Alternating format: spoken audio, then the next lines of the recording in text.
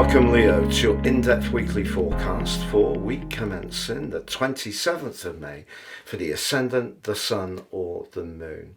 On the screen now, I'm sharing your event chart right at the start of the week. And we can see that your ruler, the Sun, is at 6 degrees and 12 minutes. But Jupiter has just arrived in the sign, joining with Venus and also the part of fortune. The 11th house is where we network, but it's also where we plan our future moves. But it's also a part of astrology that's to do with our highest hopes. So it can be very idealistic. And having Jupiter arrive in this sector is really significant because it is the planet of optimism. But through its rulership of the sign of Pisces, it's also about faith. And in a way, the 11th house is asking us to really believe that there's something bigger than beyond just the tangible physical plane. So whatever your hopes are, you have an enormous opportunity to really push forwards towards them, particularly if you're a very creative type of person. And also, your friendships can be very enriching at this time. Now, I do feel that astrologers tend to get into a little bit of hot water when we talk about relationships, because relationships have myriad ways of operating, and it's not always about a romantic tie. And you can see that Pluto is right on your 7th house cusp. Now that's going to give you more confidence to set your boundaries in terms of your interactions, but its link to both Jupiter and Venus through this week suggests that there could be some new alliances developing, not necessarily romantically, but in terms of your connections. Now, one of these could have an attractor factor to it. So there may be someone that you're very drawn to for sure, but it doesn't have to be around an intimate connection. Now you can also see that Mars, the planet which subrules the third decan of your sign, has just moved into the third decan of the sign of Aries, which is subruled by Jupiter.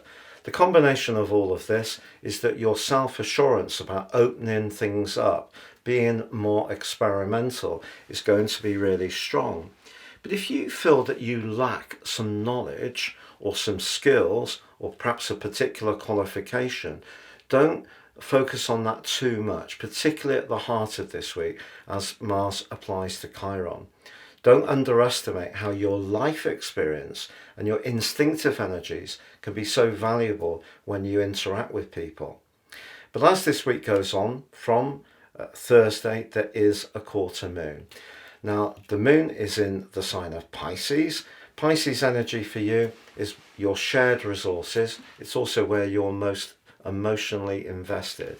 If there is somebody around a group alliance who tends to be a little bit jealous or envious of you, I just would be a little guarded, particularly as by Friday the moon moves forwards and applies to the stern Saturn.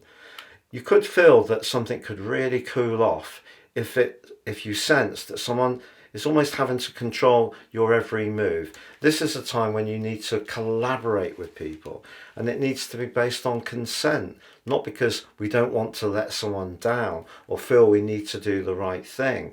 Because having the part of fortune, the Sun, Venus and Jupiter in your 11th house, the most idealistic part of your way of relating needs to come through.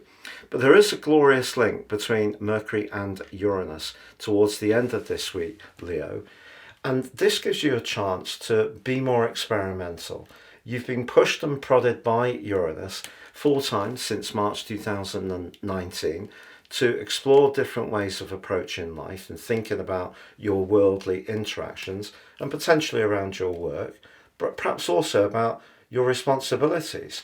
You know, if you have grandchildren, that may be the thing that really sees you come to life, or it may be a personal hobby. Whatever really gives you a lot of buzz in terms of how you connect with people, there's an opportunity to look at something afresh. But the electric energy of Uranus can affect the nervous energy of Mercury. So around your professional situation, if there is a lot of stress and you're having to find new ways of flexing and dealing with some of the pressures affecting your business, the big piece of advice I'd give you this week is really work on the personal side of your interactions. So even if there is some frustration or there's some sudden demands, obviously things happen quickly with Uranus and Mercury, your ability to think outside the box but keep those lines of communication open in as positive as way as possible is really going to be the key to this week's success. It's been a real pleasure being with you. Have a great week, and if you've yet to subscribe to my channel, please do so now.